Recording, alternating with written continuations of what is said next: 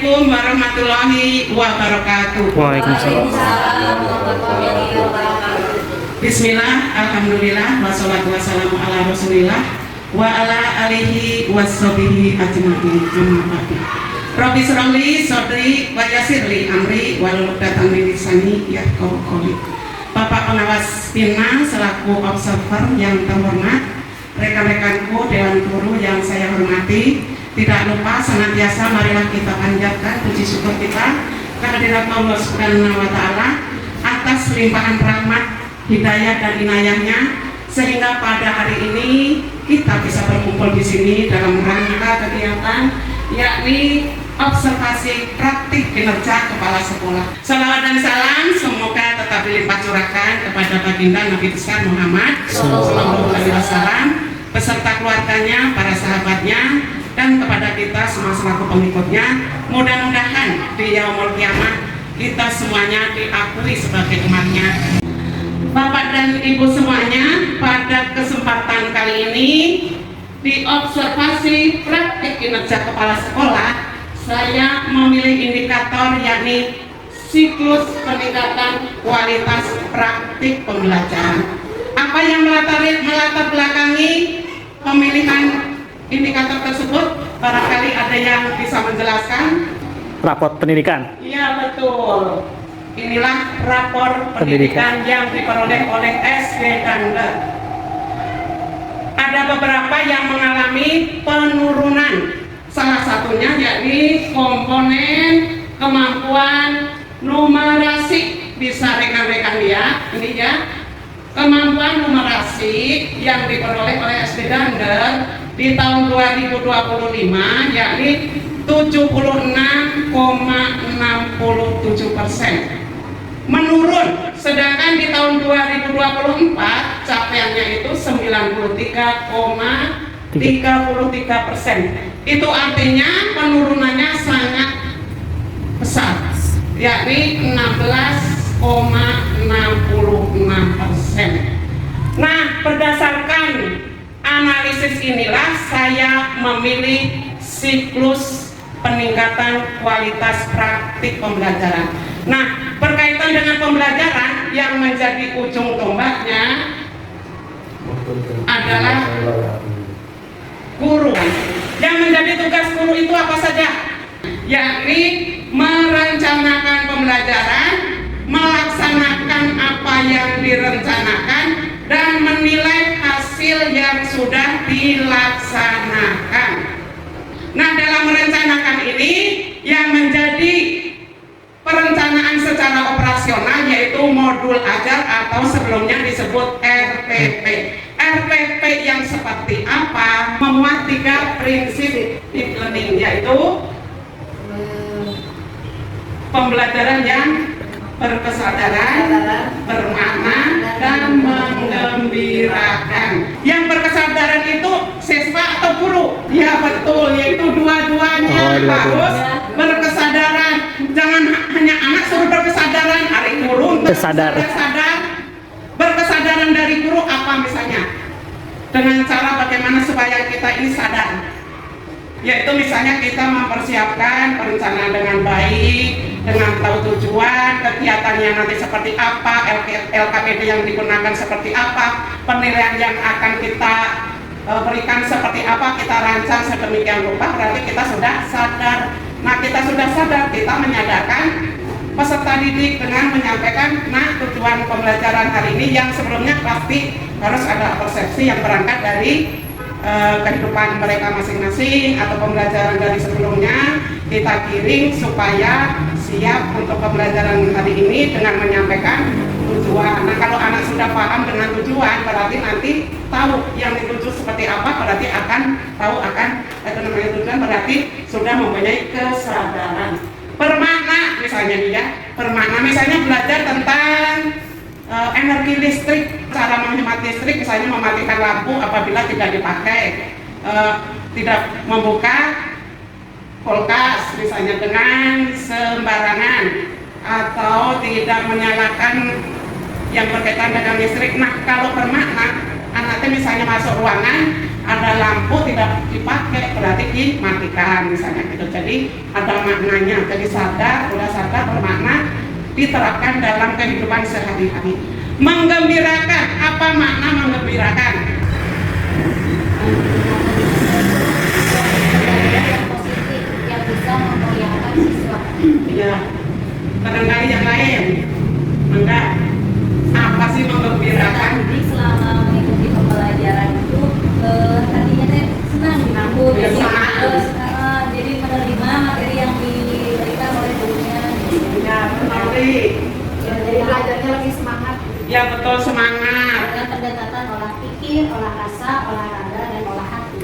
Ya, semuanya betul. Jadi kesimpulannya, selama pembelajaran anak itu tertantang. Mungkin itu berkaitan dengan prinsip keep learning, yaitu berkesadaran, bermakna, dan menyenangkan. Semua tadi dirancang menjadi di dalam RPP atau modul ajar yang memilih materi pokok yakni ekosistem, waktu 3x35 menit. Nah, tentunya harus dirumuskan tujuan dari pembelajaran. Ini jangan sampai terlewat. Untuk tujuan pembelajaran harus disampaikan secara jelas. Nah, ini YouTube bisa kita buka. Misalnya ini ekosistem, bisa misalnya dongeng atau jejak petualang atau perkalian pengertian dan yang lainnya. Nah, kita memang perlu kreativitas. Sebelum mengajar kita harus belajar, harus menguasai materi terlebih dahulu, dan jangan hanya sekedar yang ada di buku.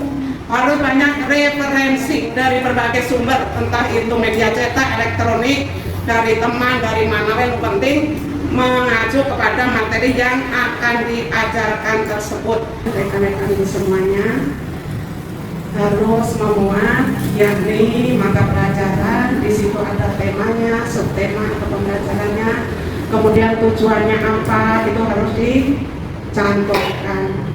Area pengembangannya apa, strategi untuk mencapai tujuan itu apa, metode yang digunakan untuk menciptakan pembelajaran yang berkesadaran, bermakna, dan menyenangkan itu apa. Jadi jangan hanya ceramah, tanya jawab, ceramah, tanya jawab, tugasnya nulis, dari pagi sampai pulang nulis, paling tadi dijelaskan umat pola gitunya. Jadi kita harus memilih metode yang bisa mengaktifkan peran aktif siswa. Jadi siswa itu sebagai subjek.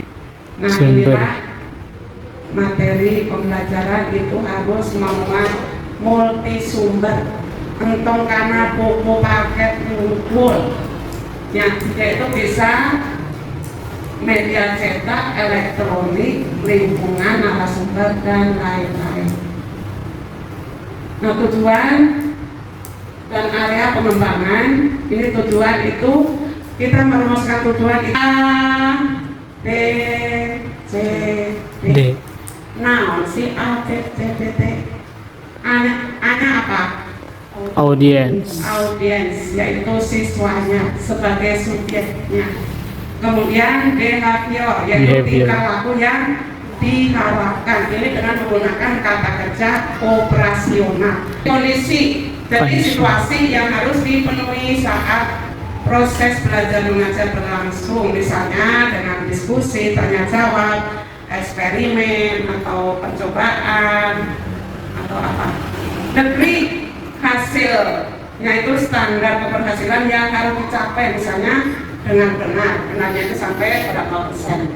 Nah, area pengembangan, kalau zaman dulu kognitif, afektif, psikomotor, ini upayanya itu dengan cara menciptakan lingkungan belajar yang aman dan nyaman, menerapkan kompetensi sosial emosional, dan partisipasi aktif peserta didik atau anak atau murid sekarang. Terusnya, selanjutnya strategi dan metode untuk mencapai tujuan pembelajaran. Strategi mencapai tujuan pembelajaran. Nah, inilah beberapa contoh strategi: ekspositori, inquiry, kooperatif, Terus metode untuk mencapai tujuan. Nah inilah beberapa contoh metode. Sebenarnya banyak sekali, mungkin tanya jawab, ceramah, diskusi, percobaan, berkirim salam dan soal dan lain-lain sebagainya. Nah dalam pembelajaran ini kita harus bisa menciptakan suasana pembelajaran yang aktif, inovatif, kreatif, efektif, menyenangkan, Gembira dan berbobot. gembira dan berbobot. Dan yang tidak kalah pentingnya itu dalam pengelolaan kelasnya, pengelolaan kelas yang teratur. Jadi pembelajaran yang teratur itu pembelajaran anak tetap aktif, kreatif, bebas mengeluarkan pendapat secara tampil secara percaya diri, berani memberikan pendapat, koreksi dan yang lainnya. Dengan catatan ada kaitannya dengan pembelajaran supaya tercipta pembelajaran secara teratur. Mohon untuk dibuat kesepakatan kelas. Media pembelajaran agar pembelajaran lebih menarik, ada beberapa macam media pembelajaran yang bisa merangsang peran aktif peserta didik.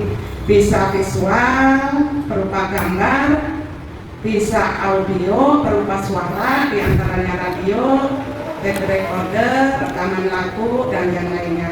Kemudian audio visual ini berupa gambar dan suara, contohnya televisi, video, film dan yang lain, barangkali ada yang lain belum tertulis. Kemudian multimedia interaktif seperti yang sedang kita gunakan sekarang.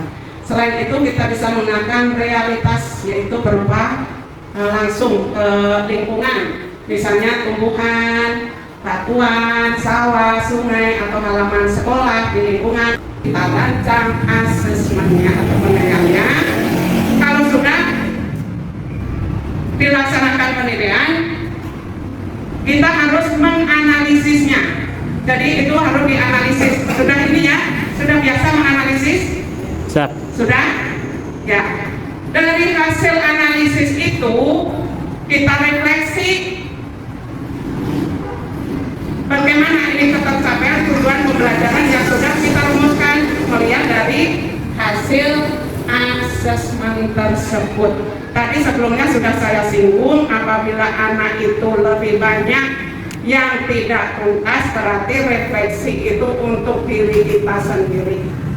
Sebaliknya, apabila sebagian besar siswa itu sudah tuntas, hanya kasus 1 atau 2, berarti anak tersebut yang harus kita cari penyebabnya dengan berbagai pendekatan. Tasnya, bahwa kualitas pembelajaran hanya akan terwujud apabila siklus tersusun secara sistematis.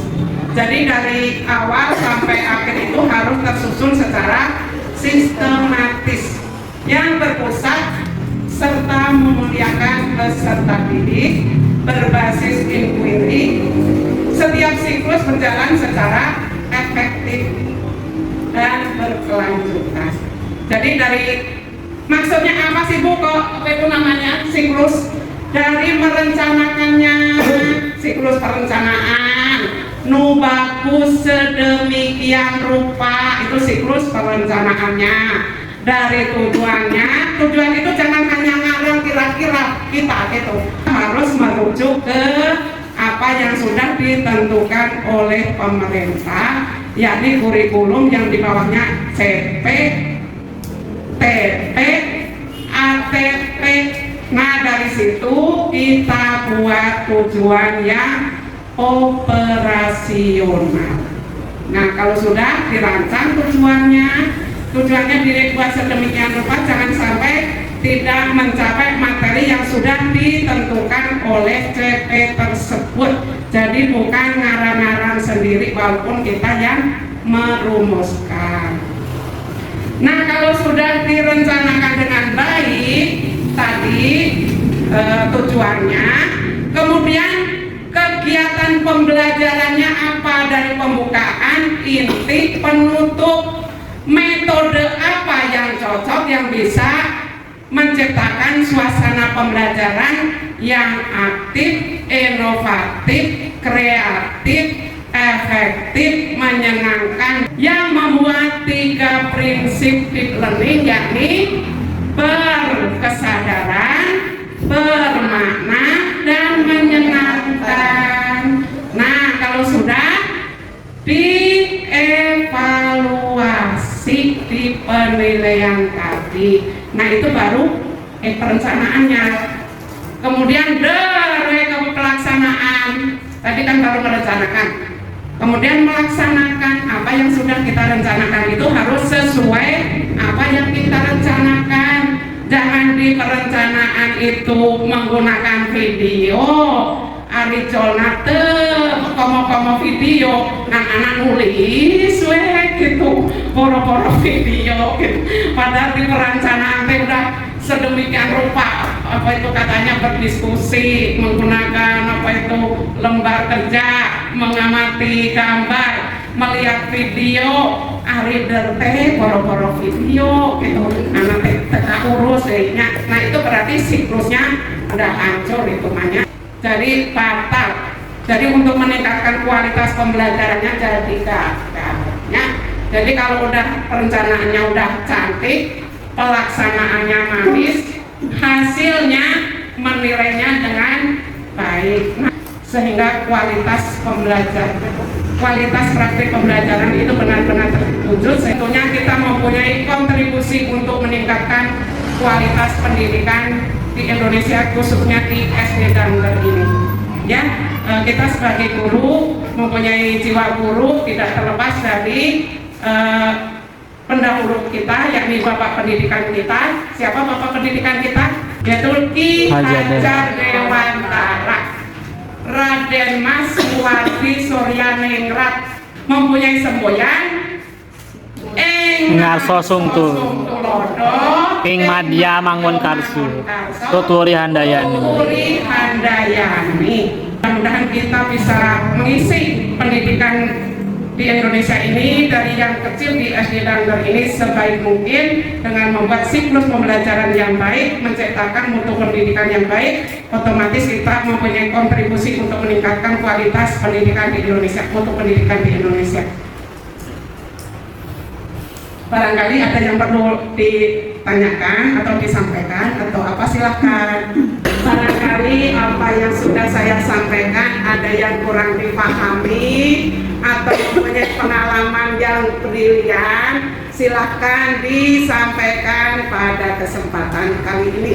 Tentunya saya masih banyak kekurangan untuk kegiatan observasi praktik kinerja kepala sekolah pada hari ini. Untuk itu saya secara pribadi mohon maaf atas segala kekurangan. Rekan-rekanku, sekian dari saya. Bapak, terima kasih.